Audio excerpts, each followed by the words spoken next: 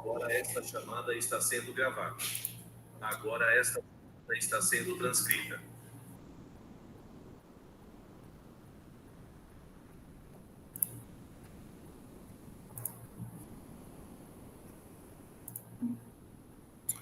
Gente, olha só, vamos seguir aqui no capítulo 1 do livro do Achille Mbembe, que é Sair da Grande Noite, ensaios sobre a África descolonizada. Vou fazer uma pequena introdução de algumas questões que eu acho que são questões importantes de pensarmos nesse texto, né? O que ele pode nos oferecer. Em seguida, a gente tenta organizar, como nós fizemos da outra vez.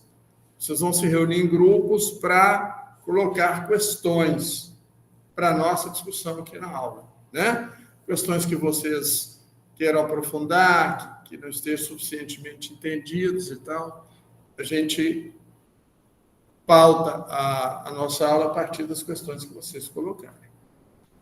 Mas a primeira questão que eu queria observar é que vocês vão notar o Achille Mbembe, ele vai fazer uma discussão nesse livro contextualizada no processo de descolonização na África, mais especificamente Camarões, que é o país dele, que é a sua terra. Mas eu poderia dizer que as reflexões que ele faz, não só nesse capítulo, mas nos outros também, elas são universais, certo?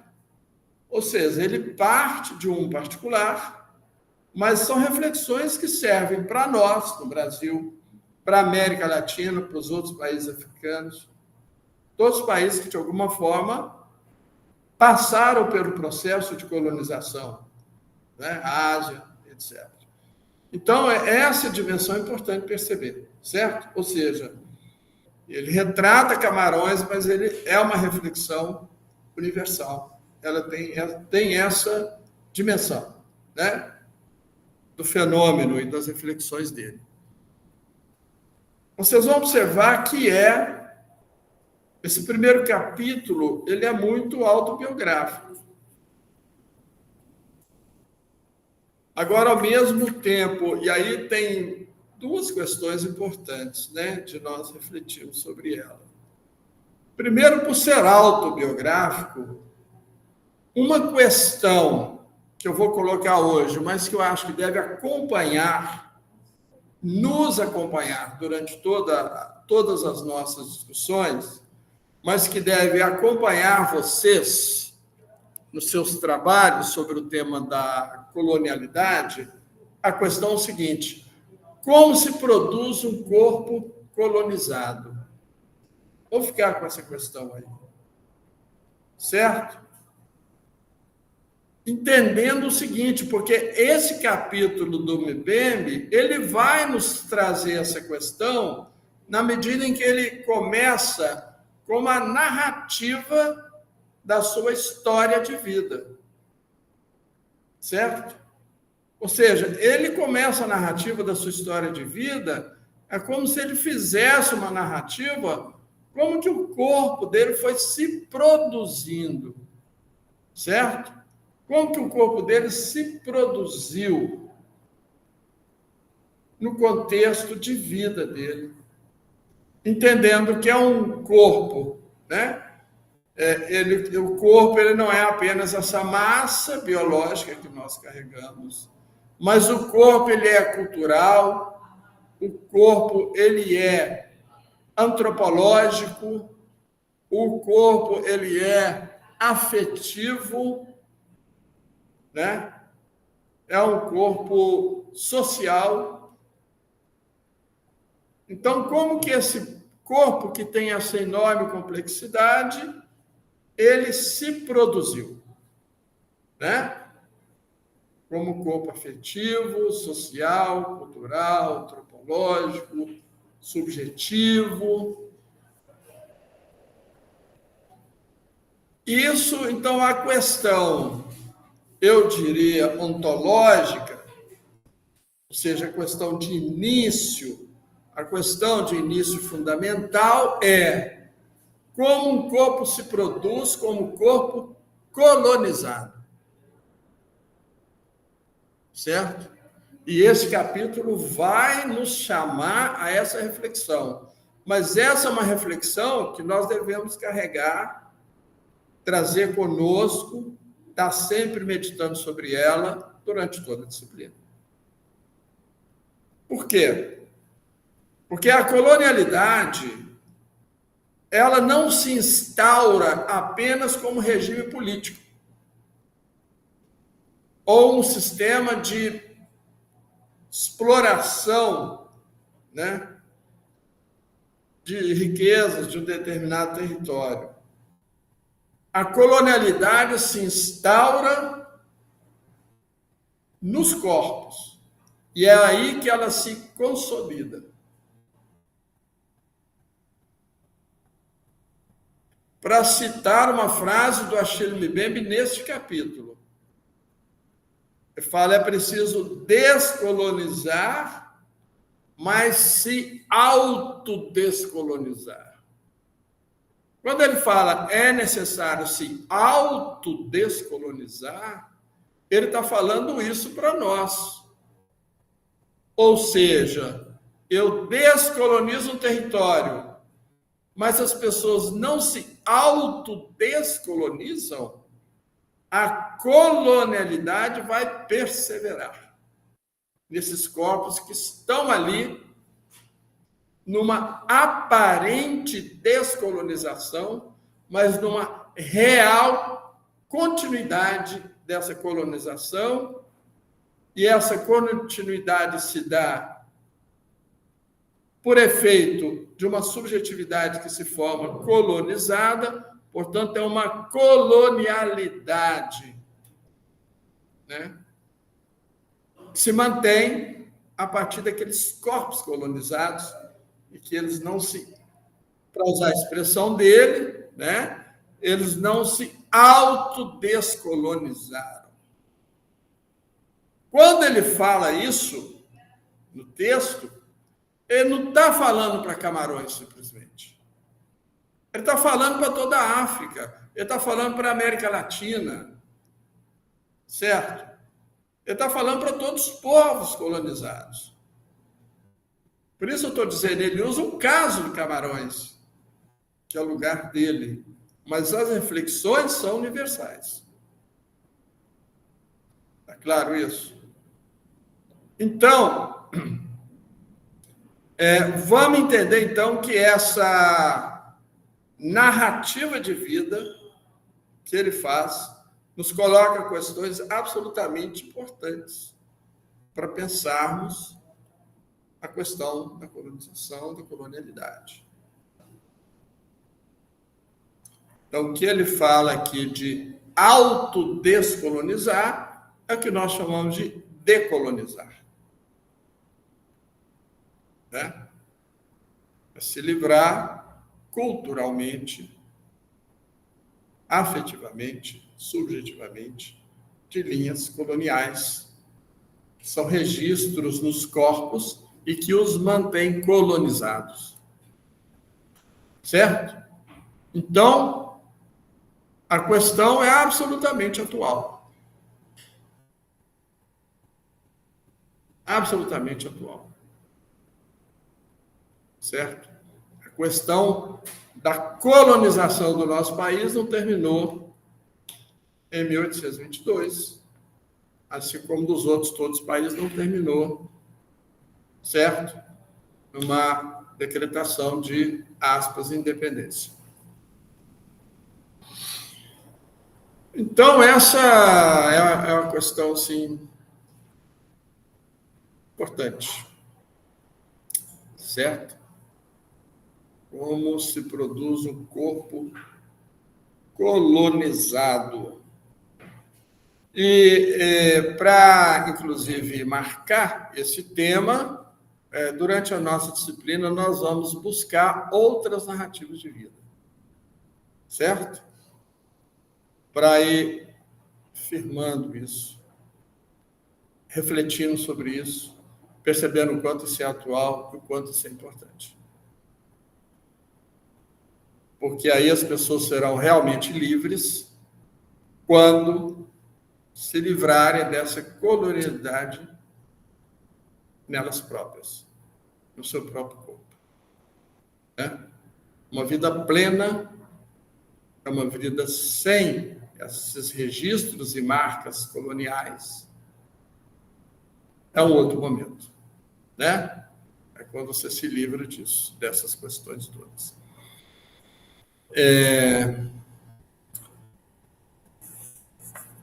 Eu acho bastante forte também quando ele traz, a partir do crânio de um morto, trajetória de uma vida.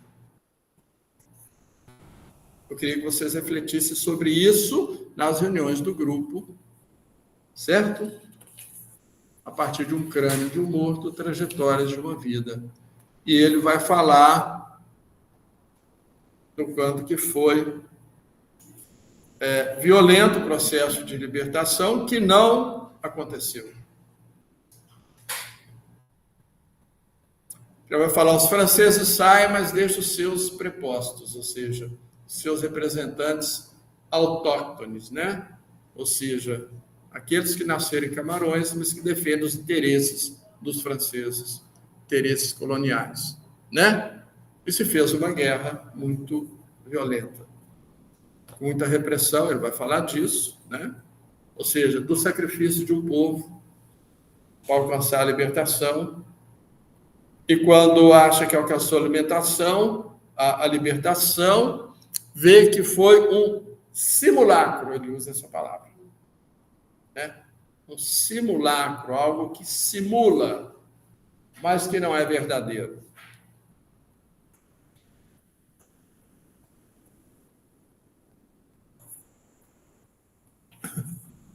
E vocês vão ver o quanto que uma narrativa de uma história de vida é algo assim forte para revelar uma realidade, né?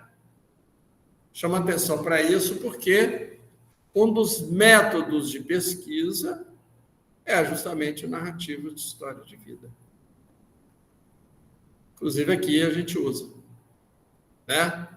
Porque se você pensar que a saúde ela não está restrita a um corpo biomédico, biológico, a saúde diz respeito a todo o contexto de vida, história de vida da pessoa. Conhecer esse contexto de vida e de história de vida é importante. Para, inclusive, pensar a questão da saúde. A gente vai ver isso com muita clareza quando a gente pegar a tese do João Paulo Barreto Tucano, que é um indígena, doutor em antropologia, e, na verdade, a introdução da tese dele é a sua história. Certo? Então,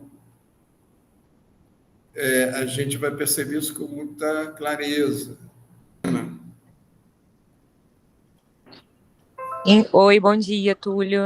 Nosso grupo levantou muito a questão da narrativa de fatos íntimos, fatos pessoais, né, da vida do escritor, como forma de estudo, né, como forma de estudo, inclusive, para a saúde, para a gente entender aspectos individuais, mas que funcionam bem na coletividade.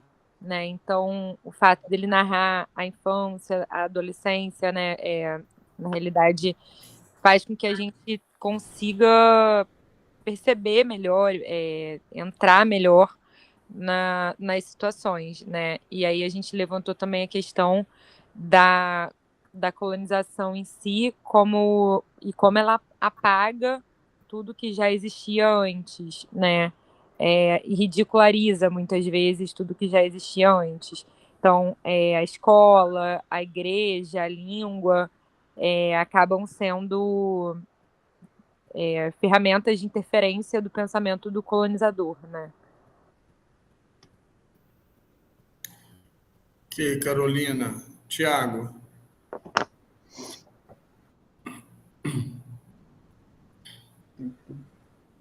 Já estou com Bom dia, pessoal.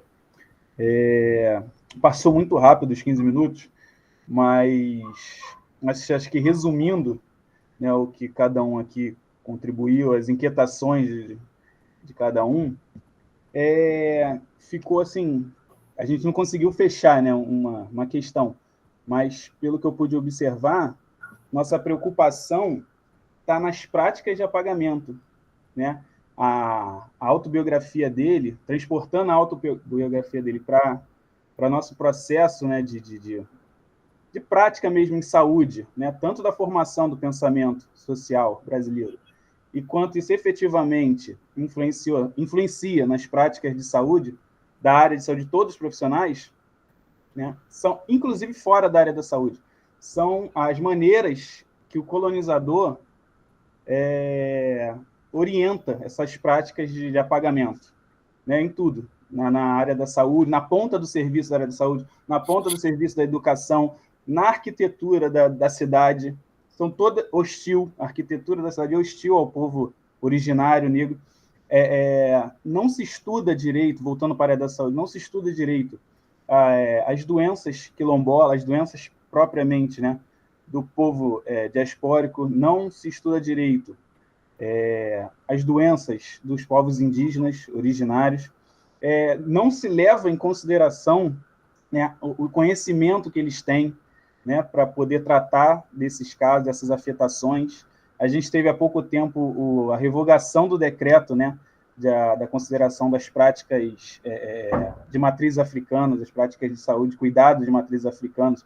Ele decretou, acho que 3 dias depois, ele revogou, Eduardo Paes, né? Então, isso diz muito. Isso, para mim, assim, é muito gritante. Como o Mbembe, ele, para mim, está muito ilustrando ali isso tudo, transportando para a nossa situação aqui, Brasil, Rio de Janeiro, práticas efetivas, né, das políticas públicas sendo efetivadas na ponta dos serviços.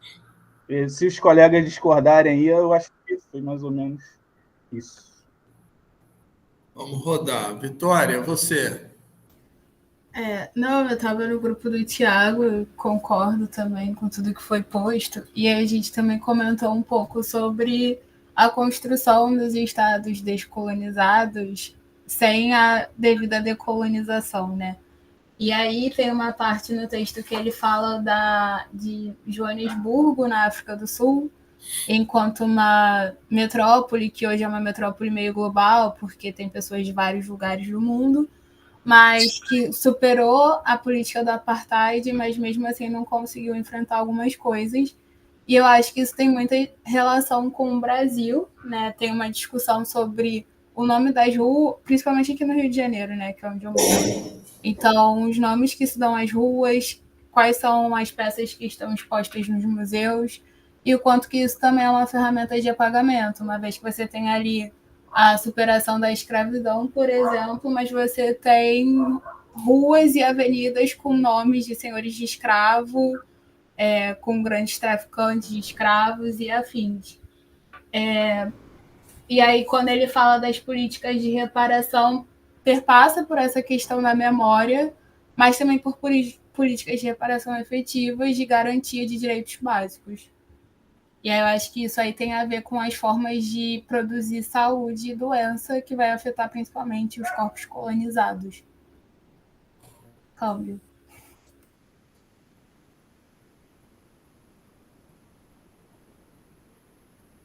Estou anotando aqui. Próximo, o Pedro. Obrigado, Túlio. Achei muito boas as contribuições de vocês. Obrigado. Eu estava no grupo da Carolina e, a gente estava aí refletindo sobre a potencialidade da história de vida como tal e das narrativas. Então, eu me lembrei muito do meu projeto, principalmente porque eu estou trabalhando histórias de vida. E isso me faz lembrar algumas coisas. Através da prática, da pesquisa, eu li muito como a história de vida nos faz olhar para dentro e para nossas mesmas práticas, nossa subjetividade. Então, isso me faz pensar que a história de vida tem uma potencialidade que nos faz olhar os dispositivos de poder que nos atravessam e também como as práticas colonizadoras do capitalismo neoliberal ou do imperialismo, estou pensando já por fora desse processo histórico da colonização mesmo, isso ainda acontece e faz apagar muitos saberes ancestrais, saberes que conservam ainda, não sei, estou pensando desde a minha perspectiva, né? Os campesinos, ou seja, os camponeses, como tal, que eles ainda têm práticas que são dos povos indígenas, mas que o capitalismo neoliberal ou o capitalismo agrário que eu estou estudando faz apagar todos esses conhecimentos. Então, a colonialidade não é só uma manifestação do território e também do corpo biológico, como vai falar Larissa Bombardi com o colonialismo químico, né? Senão que também é uma colonialização das subjetividades das pessoas. Então, o colonialismo não é só uma afetação dos corpos, sino que também uma afetação das subjetividades, dos saberes ancestrais, de nossas práticas alimentares, etc. Isso. Obrigado. Ok, Pedro. Hortêncio, você. Obrigado, professor. Eu, antes de ler esse texto, tive a oportunidade de conhecer uma comunidade quilombola aqui em Oriximiná, uma comunidade na Serra, e eu pude... Eles tiveram a oportunidade, né, de partilhar um pouco daquilo que é a sua história conosco, né, que fomos lá visitar essa comunidade. E praticamente um pouquinho do que Mbés fala no texto é quase idêntico àquilo que essa comunidade passou, né? Por exemplo, na questão da saúde, eles naquele tempo tinham quase de tudo por um pouco para poder cuidar da sua própria saúde. Por exemplo, eles relataram de que se, por exemplo, uma gestante tivesse o bebê tipo de forma, uma apresentação pélvica ou de forma transversal, eles tinham toda a técnica para posicionar esse bebê de forma direta e ter um parto normal. Eles também falavam que se tivesse uma dor de cabeça, uma febre, tinham todas as raízes para poder tratar essa dor de cabeça ou a febre. Mas hoje em dia essas práticas todas foram apagadas. Os antepassados que tinham essas práticas não tiveram essa oportunidade de passar às gerações vindouras e hoje em dia eles lamentam por esse percurso todo, né? Que é a questão do apagamento de certas evidências. E uma outra questão também que me chamou bastante a atenção nesse texto é quando ele fala da entoação do hino nacional, né, nas escolas, nas crianças escolarizadas, né, que estavam no processo de escolarização. Eu praticamente vivi essas situações. Nos anos 98, 2000 a 2005, era uma prática diária em que, antes de começar qualquer atividade na escola, havia um sítio onde se fazia um vespertino e todos os dias cantava-se o hino nacional da República de Angola. E naquele tempo dificilmente vas encontrar um adolescente, um adulto que não saiba entoar aquilo que é o hino nacional do seu país. Mas hoje em dia, se irmos fazer um estudo, tem várias pessoas, inclusive mais velhos, que não sabem entoar o hino do seu país. Uma coisa muito triste, né? E também, nessa comunidade, contaram várias histórias. Por exemplo, mesmo depois a libertação dos escravos no Brasil na década de 80, ainda eles mesmo assim começaram a sofrer repreensões, né? Na qual foram chamados de vadios, né? E a questão que não se cala é como é que uma pessoa ainda negra que vive numa floresta vai ser chamado de vadio por não ter um trabalho, né? Meio complicado. Eles só teriam trabalho se calhar se estivesse vinculado a uma fazenda, né? Mas eles não tiveram essa oportunidade. Então, ele traz aqui certas situações que são bastante realistas, que muitos de nós, se calhar, vivenciamos, ou estamos a vivenciar até nos tempos de hoje. E fala também dessa questão do apagamento, né?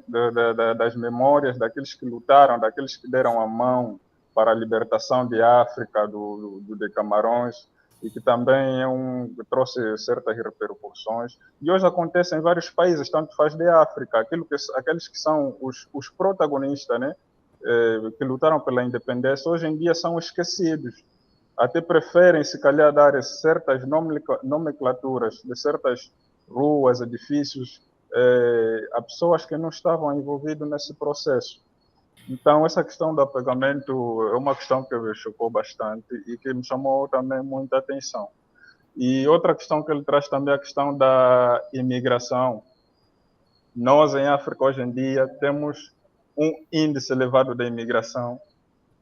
Há certos países que você encontra uma proliferação, principalmente de chineses. Você encontra uma região tão extensa que é ocupada por certas pessoas. Então, é mais ou menos isso que eu trago com relação ao texto. Obrigado. Obrigado, Hortêncio. Só para localizar, o Hortêncio ele é de Angola, o Jeremias também está conosco. Eles estão fazendo mestrado aqui, estão fazendo estágio de 1 mês lá no Chiminar, no interior do Pará. Ok. Vamos ver agora o pessoal aqui grupo aqui da sala. Eu estou anotando o quadro, depois eu vou discutir os temas. Ou vou conversar, dialogar com vocês sobre os temas. Grupo da sala, quem quer falar primeiro? Fala alto aí. Espera aí, deixa eu...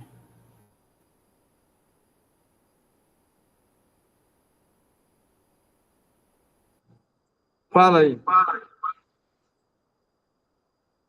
Bom dia. Uma questão aqui do texto, que é muito forte, é a questão da força do simulacro. Eu estou ouvindo. Estão ouvindo? Tá, a questão da força do simulacro. Que a gente pode perceber a questão de alienação, a questão da manipulação, através de um discurso, né? Um discurso de ordem, de disciplina, de paz, de unidade nacional. Então, a questão da simulação mesmo. E manipulação das massas, né? Então, muita atenção porque aconteceu e se manipulação das massas. Que é uma coisa que acontece, né? Em todos os territórios. E está muito presente ainda. Perfeito. Simulacro, que é um termo que ele usa, que é bastante importante. Alguém mais do grupo? Eu achei interessante essa questão da história como forma de pesquisa, porque História de vida. a gente tem uma experiência, né? Aquela tem sido desenvolvida e que é uma forma de colonizar as formas de como as pesquisas são feitas, porque vai contra, né, que é economicamente imposto, né? Quando você tem que escrever em terceira pessoa, você não tem que se envolver com uma coisa que está fazendo, e aí a gente fez essa questão dele, e é também a tese que eu falo também, a gente tem essa disciplina, eu acho que são exemplos de como a pesquisa, ela, sim, Existem outras formas de se tentar se envolver sem fazer com que seja fazer uma qualidade. Uma questão que assim, eu botei até aqui com o grupo, e que para mim é forte, é essa questão dele, o senhor até comentou um pouco da aula sobre não é possível descolonizar somente o território.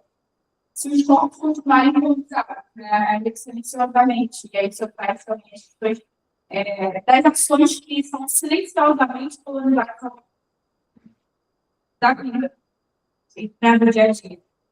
Para mim, Fala mais alto um pouco. desculpa, né? Para mim, isso é uma questão muito interessante, porque traz uma camada de individualização.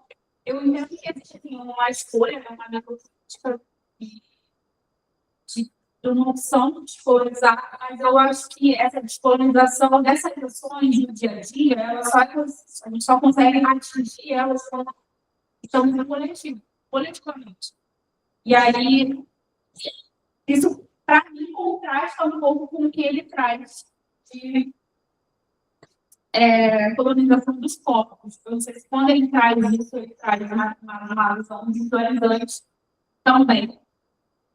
E aí, isso é uma questão, para mim, bem forte do texto. Exato. Decolonialidade se dá pela força coletiva. Né? Alguém mais? Alto. Em relação ao que você falou da pesquisa, tem autores que defendem que não faz sentido a dissertação que eu quero ser pesquisadora, mas também que você inserir na sua pesquisa, você já está iniciando o resultado dela. Sim, pela forma como você observa, pela forma como você está frente. Sim, eu trago mais assim, por exemplo, quando eu estava na graduação, eu sou uma serviço social. E aí, no serviço social, você tem que escrever em terceira pessoa. Você tem que ter uma linguagem diferenciada. Você não pode se envolver, por mais que a sua pesquisa ela parta de uma inquietação sua sobre outra estudo, você não pode se envolver. E aí, quando eu chego por essa história de vida, quando eu chego no mestrado, a gente descobre que existem outras formas. Você é ciência social? E aí, por exemplo, hoje, no mestrado, ela é claramente resultado de contato meu com a realidade que deu origem ao meu tema de pesquisa. Inclusive, eu não tenho mais produção hoje. Eu tenho mais facilidade de contar a minha história. É isso. Em produção, uma experiência. Então, Quem orienta a sua pesquisa? Oi? Quem orienta a pesquisa? Então, são formas de fazer pesquisa diferente do que é posto, né, do pacado. Que é uma forma de descolonizar, porque não somos colonizados. Como é uma escrita acadêmica? O que é considerado válido? E aí, a gente através de naquela ideia, né? Está trazendo o seu conhecimento. Os pacientes que criou uma vida não podem deixar de viver. Não sabe, né? Na verdade, tem tudo, né? Eu posso trazer uma parte do texto que eu achei fascinante. Quando ele traz o cristianismo, ele fala que ele nunca entendeu muito bem, mas, de certa forma, ele traz alguma identificação com os feitos. A ideia que ele tem do cara pregado na cruz, e como ele observava isso e refletia acerca disso. E ele fala que, a partir de uma leitura, ele conseguiu fazer uma leitura da sua própria história sobre a perspectiva do cristianismo. E eu achei isso muito legal. Assim. Do cristianismo, mas em relação à teologia da libertação. Ele vai se encontrar com a teologia da libertação, a partir do Gutierrez, né, que é um peruano, e aí ele se encontra, então, se identifica com o cristianismo a partir daí. Ele faz uma leitura social baseada nisso. teologia da libertação, ela trabalha a libertação, né? Ou seja, os povos oprimidos são principalmente aqueles que ela... vamos, então, tentar conversar um pouco sobre isso. Temos, sim. Fala alto para a pessoa. Isso é interessante, porque também é uma forma de como eles retratam, como eles a religião para domar os povos, né? Essa ideia de Deus que vai punir as pessoas, a ideia que ele, como colonizador, tinha da religião. Isso ele entrar nas estados, ele consegue trabalhar na própria história, e ele tem vários aqui. O Antônio ajudou-me a repensar o vestido como memória e linguagem para a descrição, como narrativa da libertação e ligação ao acontecimento, seja de alegórico, simbólico, mítico ou histórico. A morte e a ressurreição de um homem nascido em Belém, crucificado pelo poder público,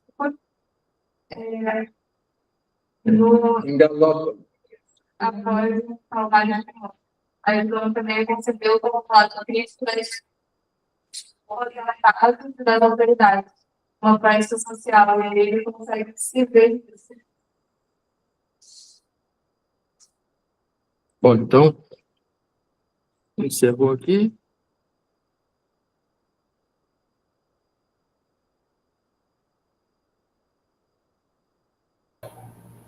Gente, vamos lá, rapidamente. Vocês trouxeram questões muito importantes, né? Que mostra que é a força do texto. Né? É um texto forte, sim, a escrita do Achille Mbembe. E eu acho importante, eu já citei isso aqui, as imagens e as vivências, experiências que ele tem na sua aldeia, ele carrega com ele a vida inteira. Ele fala isso no texto, né? Ele conhece perfeitamente bem, lembra perfeitamente bem dos lugares, dos nomes das pessoas, da cultura, a forma que ele aprendia sobre o contexto que ele vivia. E ele sai, me parece, aí, no final da adolescência, desse lugar, e ele carrega isso para a vida inteira, né? Que são aqueles registros desse período. Ele está falando da ancestralidade, né? Quanto que esse conhecimento ancestral ele fica. E aí, para trazer uma questão, o Tiago trouxe muito fortemente, depois também a Vitória, mas vários outros, a questão do apagamento. O colonizador, para ele colonizar um povo, a primeira providência que ele precisa tomar é do apagamento. Ou seja, é necessário apagar o conhecimento que aquele povo tinha para impor um outro conhecimento que é o do colonizador. Junto com o apagamento do conhecimento, tem a desqualificação daquele povo. Então, o povo que é colonizado, ele é qualificado pelo colonizador, primeiro como selvagem, entre aspas, aquele que não tem a cultura, aquele que não tem a civilização, e, portanto, ele é passível de morrer, inclusive, de desaparecer. Em segundo lugar, o apagamento do seu conhecimento, da sua cultura, da sua filosofia, vou dizer assim. É a primeira providência do colonizador. Isso vai acontecer com povos negros, isso vai acontecer com povos indígenas, isso vai acontecer com todo povo que é colonizado. Essa é a primeira questão, o primeiro registro importante fazer, não é? E aí a gente vai perceber aquele relato que o Hortêncio trouxe,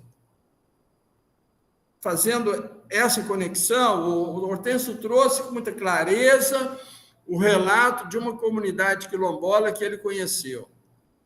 Então, vejam bem, comunidades quilombolas são comunidades que não foram colonizadas. Eu estou falando aqui, estou repetindo as palavras do Nego Bispo. O Nego Bispo, eu passei na primeira aula um pequeno vídeo de 3 minutos, que ele faz a diferenciação entre decolonial e contracolonial, né? Lembram disso? Ele fala, olha, eu sou quilombola, eu não fui colonizado. A quilombola é um território livre, né? Desde 1600, quando começou a se formar os quilombos, que eram de negros que não fugiram da escravidão e constituíram seus próprios territórios livres. Então, eles não eram colonizados e mantiveram a sua cultura, língua, etc. Então, eu falo, eu sou quilombola, não fui colonizado, então eu sou contracolonial. Agora, admito que os povos, os grupos que foram colonizados, então eles têm que desconstruir essa colonização neles.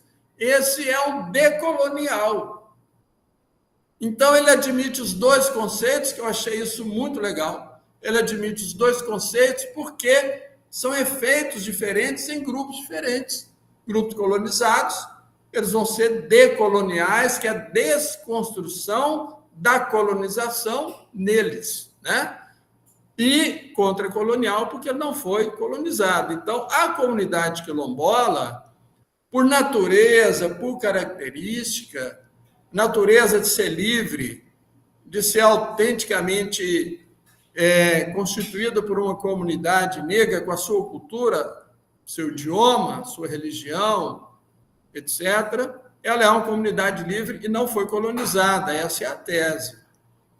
E o saber da saúde, do manejo dos corpos, da lida com a natureza, é um saber autóctone, original, ancestral, né? Esse saber que se manteve por séculos nessa comunidade, porque ela não foi colonizada, então eles mantiveram. Há um fenômeno inicial, como disse Hortêncio, esse saber vem sendo perdido, né? Pelas novas gerações, isso é um fenômeno. É um fenômeno, inclusive, que está presente nas comunidades indígenas. O João Paulo Barreto vai falar disso também, o esforço que eles têm hoje para transferir às novas gerações o conhecimento ancestral para que se mantenha e que as novas gerações venham nisso um valor. Porque esse conhecimento que sofreu apagamento, hoje nós estamos vendo que esse conhecimento é um conhecimento preciosíssimo, é um conhecimento extremamente valioso. Se você for perceber os territórios onde se mantém as florestas intactas, em pé e produzindo, são territórios onde moram os índios, indígenas. Mostra que eles têm uma tecnologia de manejo da natureza que combina com a sua sobrevivência e que não depreda, né? Então, hoje está se percebendo o quanto que esse conhecimento é um conhecimento que ele falta na sociedade atual. Esse apagamento, na verdade, fez um grande mal, né? Então, essas são as questões importantes dessas reflexões. Inclusive, vale a pena citar aqui o Muniz Sodré. O Muniz Sodré, ele é um professor da UFRJ, professor emérito. Ele escreveu um livro, Pensar Nagô, e o livro Pensar Nagô é um livro que ele vai retomar um tema, já na introdução do livro, posso mandar para vocês depois, ele vai retomar um tema, que é o tema de que a filosofia nasce na África. A filosofia nasce na África como filosofia, e ela é apropriada pelos gregos. E após ser apropriada pelos gregos, ela se transforma, a partir daí, por transmissão aos povos europeus, um conhecimento filosófico e que se torna hegemônico e conhecido como uma filosofia que nasce na Grécia e que é uma filosofia europeia. Mas, originalmente, ela é uma filosofia que nasce na África. Ele faz questão de enfatizar, não é uma filosofia negra, é uma filosofia, né? Tem esse caráter universal, e ela foi uma expropriação que foi feita desse conhecimento filosófico que nasce na África em tempos remotos. E o livro dele, O Pensar Nagô, ele vai fazer toda essa discussão, toda essa reflexão, que vale muito a pena, né? Para mostrar assim, o valor do pensamento africano desde esse período. Só uma última questão, para fechar esse tema aqui. A gente vai fazer a leitura do livro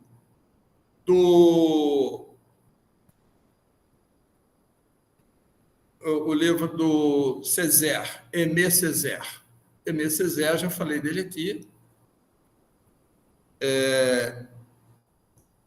Poeta, dramaturgo, escritor, político, governador de Martinica, que é um departamento francês no Caribe, é uma ilha. E ele tem um livro dele. Esse livro é um livro que é referência para todos esses autores. Ele é muito citado pelo Mbembe, era muito citado por Frantz Fanon, e ele vai trazer um conceito que é o conceito de que os povos colonizadores, não é possível chamar os colonizadores de civilizados. Eles não trouxeram a civilização, porque os povos que trazem violência, prisão, tortura, estupro, morte, não pode dizer que é um povo civilizado. Eles não trouxeram a civilização. Eles representam a descivilização. Então, ele fala, é necessário descivilizar o colonizador, porque ele trouxe violência, tortura e morte. Ele trouxe descivilização. Não dá para dizer que isso é civilização.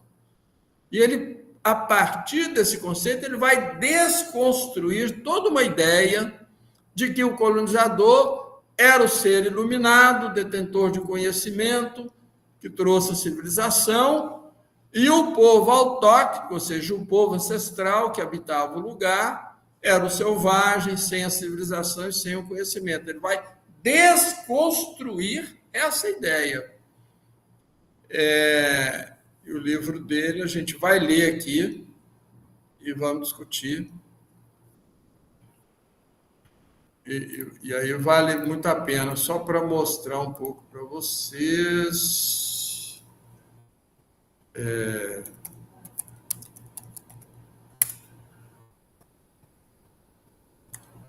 O Muniz Sodré.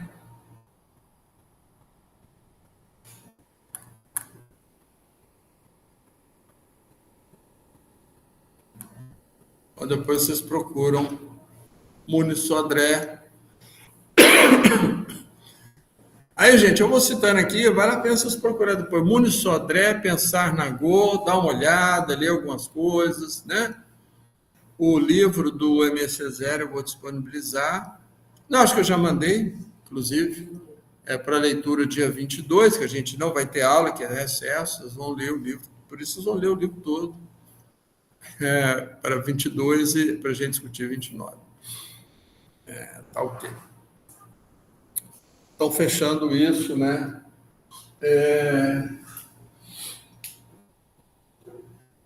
Sim, e aí vale muito a pena voltar à questão da narrativa da história de vida. Ele começa nisso, né? Então isso é muito interessante, porque ele fala, olha, ele cita toda a história dele na sua aldeia, como ele cresceu, como ele andou na mata, como ele conheceu as pessoas, tinha todos os nomes, as relações de família, de comunidade, parentesco, e ele fala, eu levo isso comigo a vida toda, né? Depois ele termina assim o seu relato. Depois, um dia, parti, né? E vai terminar, quando ele termina esse relato lá da vida dele na aldeia, ele termina assim, né?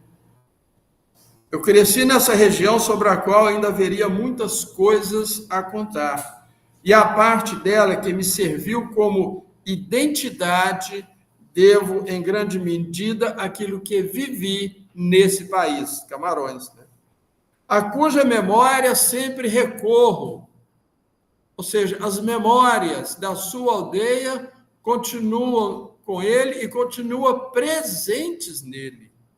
Que ele diz, a cuja memória sempre recorro, o mais perto possível do lugar que me viu nascer e de suas emoções. Depois, um dia, parti. Então, vocês vejam que essas experiências que ele teve na sua aldeia com seu povo, essas experiências desse lugar em Camarões, marcam profundamente o seu pensamento, o seu modo de ser, a sua afetividade, as suas emoções, o seu modo de significar o mundo, né? E isso é presentificado, ou seja, isso está com ele o tempo inteiro. Então, isso não é um passado que ficou lá remoto, isso caminha com ele. Essa ancestralidade caminha com ele, ou seja, nossa ancestralidade caminha conosco. Se eu for um corpo descolonizado, se eu for um corpo colonizado, eu vou apagar a minha ancestralidade, que eu vou agir como um colonizador, ou com a cabeça do colonizador.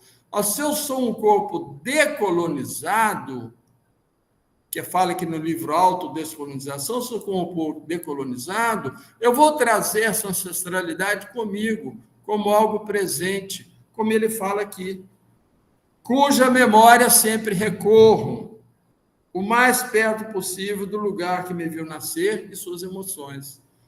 Ele sempre recorre às lembranças, aos afetos.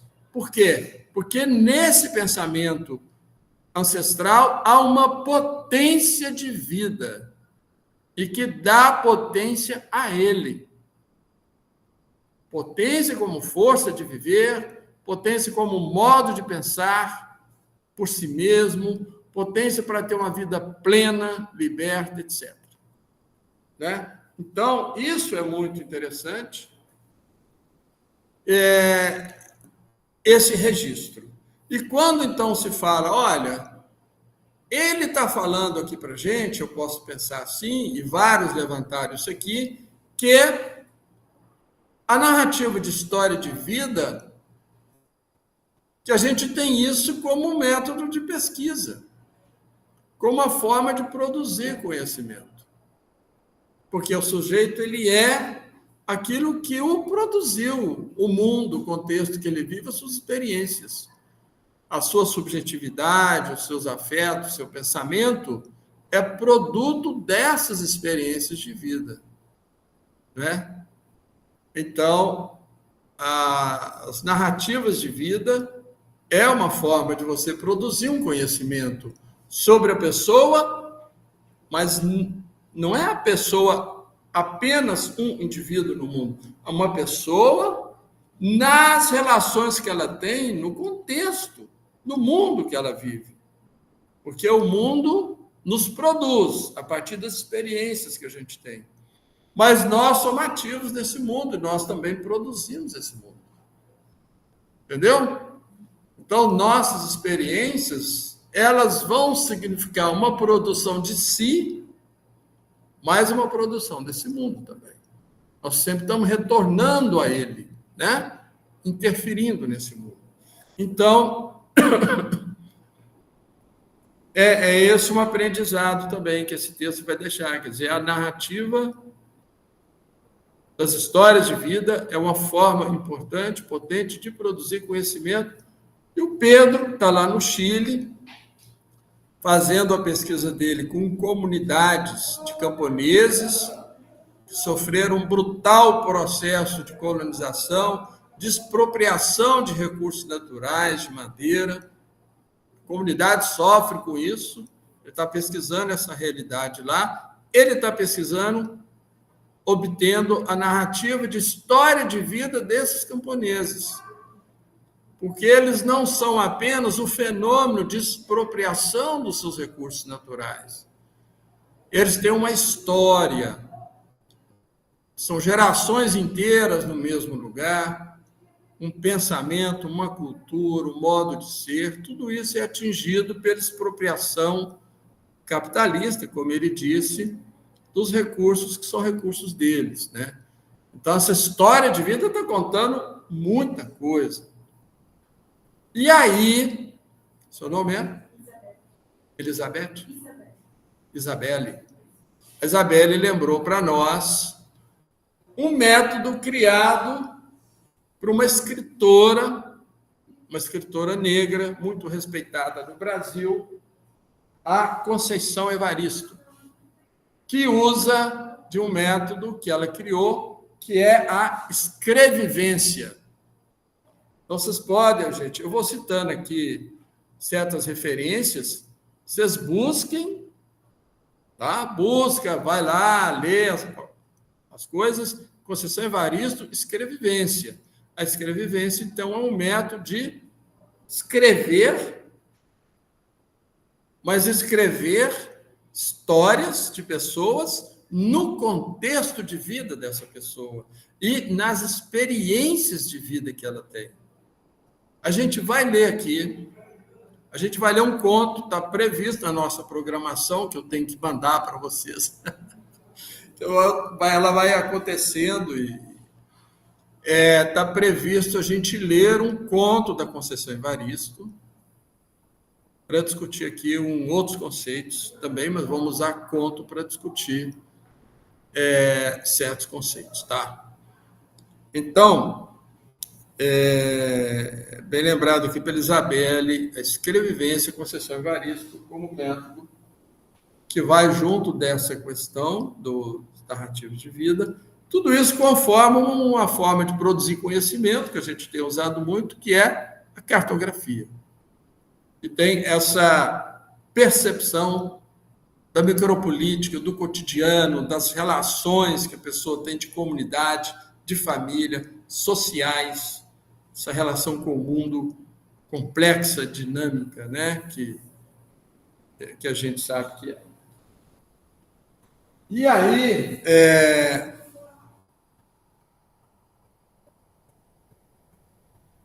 apagamento, narrativa, histórias de vida, ancestralidade, eu já falei, quilombola, o que representa isso, né? O Hortêncio também trouxe um pouco da realidade de Angola, muito interessante isso, o Hortêncio trazer também uma outra experiência africana, importante, né? E uma coisa que aí a Renata trouxe para nós, o conceito do simulacro, que é muito central também nesse texto, né? Porque o que ele diz aí? Ele diz que, em um certo momento, os franceses não sustentavam mais continuar no poder em Camarões. Estavam caindo de maduro, né? E aí, ao invés de entregar para forças originais que representavam interesses mais originais da população, entregaram o poder para um grupo que representava justamente os interesses coloniais. Então, abriu-se uma guerra, porque havia uma oposição a tudo que representava essa colonialidade.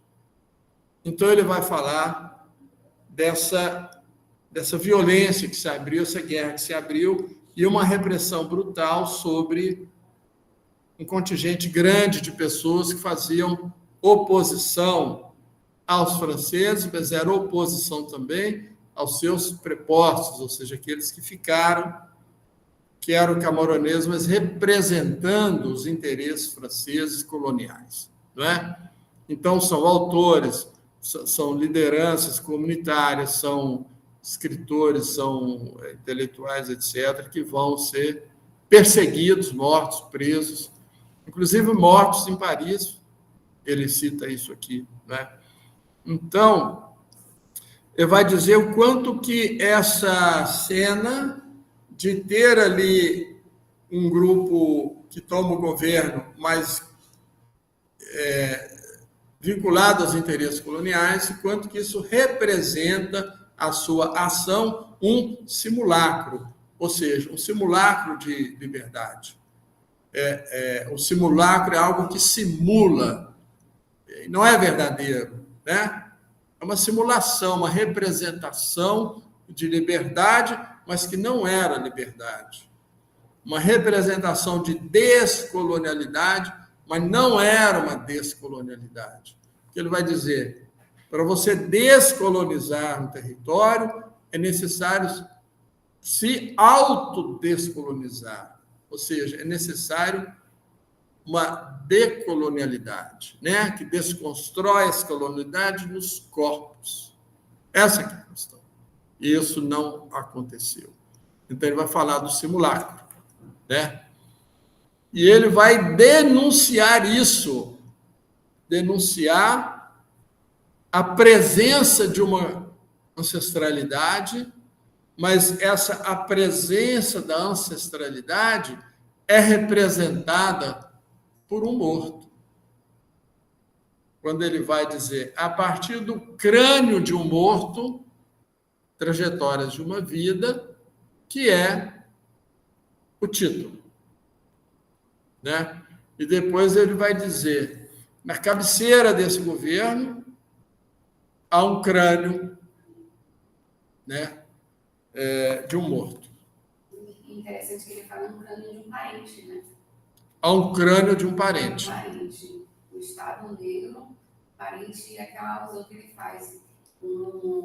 Caim mata Abel, e aí Deus pergunta, Caim, onde está seu irmão? Eu achei interessante essa parte. Exato, ele traz isso, né? Então, ele traz essa guerra, que é uma guerra, ele está falando, entre irmãos. É uma guerra fratricida, né? Onde permanece na cabeceira desse poder um crânio de um morto, de um parente morto. Quem está morto, né? É também um camaronês. Quem está morto é uma ancestralidade camaronesa, né? Que é mantida morta para que a colonialidade persevere, a colonialidade continue como colonialidade. O sistema de opressão continue sistema opressivo, né? Então, ele vai denunciar que quando os franceses saem, não deixa nenhuma infraestrutura, deixa o país absolutamente desguarnecido. Eu falo, tinha 3 pontes e um hospital, e porto que tinha que ter para retirar as riquezas do país. Tinha função econômica. Então, ele vai falar tudo isso para a gente, né? Ele fala, e depois ele vai para... E aí ele conta o périplo dele, ele conta a formação em Paris. Fala, Paris é uma cidade muito diferente de Nova York, né? Fala, Paris é uma cidade narcísica. Eles usam essa expressão, né? Cidade narcísica, autocentrada, autossuficiente, né? Usa isso. Para uma entidade narcísica, o estrangeiro, ele é abominado, né? Ele é um estrangeiro. É tratado como um estrangeiro. O estranho, um corpo estranho, né? Ele fala cidade narcísica. Depois ele vai para Nova York. Ele fala que com o tempo ele percebe uma enorme diferença, que Nova York era a cidade dos migrantes. Então não havia nenhum estrangeirismo em Nova York, né? Ela assimilava. É assim desde o século XIX. Nova York é conhecida como a cidade dos imigrantes desde o século XIX. Ela se forma como uma base muito grande de imigrantes.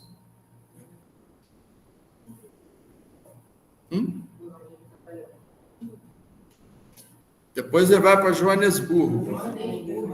Depois ele volta para a África do Sul, e vai ser professor em Joanesburgo, né? Que é uma grande cidade, uma enorme cidade, mas também foi uma cidade que retratou muito o apartheid na África do Sul, né? E, enfim, é muito rico o texto, ele vai trazer inúmeras questões, mas então a questão do simulacro, acho que fica claro, quer dizer, que a Renata citou para nós, né? A ideia de manter uma unidade nacional, construir um país, manter a paz, ter disciplina, acaba sendo sistemas de manipulação de um povo, porque a questão central, que é os interesses dominantes de uma colônia, eles continuam presentes, né? Essa é a denúncia. Enfim,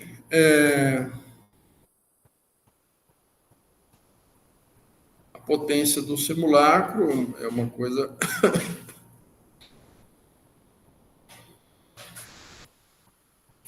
Mais alguma questão, gente?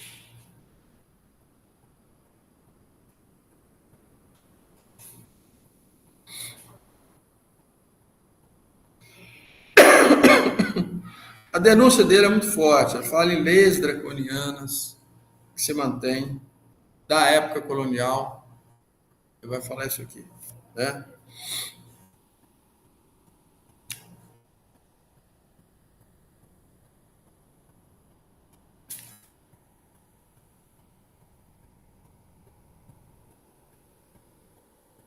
E no final ele vai falar da necessidade de autodescolonizar, enfim. A gente vê que é um capítulo denso, suscita inúmeras discussões, ele vai trazer denúncias fortes, né? E abrir para a gente um pouco a compreensão do fenômeno. E como eu falei no início da aula, tudo que ele fala, as reflexões que ele fala voltado para Camarões e África, servem para a gente, elas são atuais. A reflexão, ele parte de um particular, mas a reflexão é sobre o mundo, né? São reflexões universais. Enfim, então eu acho que com o texto dele, várias máscaras vão caindo, né? A máscara de que o país é livre, a máscara de que as pessoas são livres, tudo isso vai caindo. Você vê o quanto que diretrizes coloniais, corpos colonizados permanecem circulando em todos os lugares. E a gente vai percebendo no cotidiano. É só aguçar um pouco a sensibilidade. Certo? Na própria ciência, por exemplo, nós temos um ranqueamento de publicações científicas que qualifica o campo de conhecimento na CAPES. Então, por exemplo, o ranking de publicações na saúde coletiva no mundo é altíssimo. Então, para um programa de pós-graduação ser qualificado, aprovado, ele tem que ter um alto grau de publicações, certo? Obedecendo aí os critérios das revistas científicas. Isso é um traço colonialista, entendeu? É um traço colonialista. E aí, quer dizer, o conhecimento que é transmitido na forma oral, até hoje, ele é absolutamente desqualificado. Ele nem é admitido na academia. E é a principal forma de transmissão de conhecimento às comunidades indígenas. Um idoso na comunidade indígena, ele é uma biblioteca viva. Se você for perceber os relatos do João Paulo, o que foi o avô dele para ele, o avô dele foi uma escola para ele.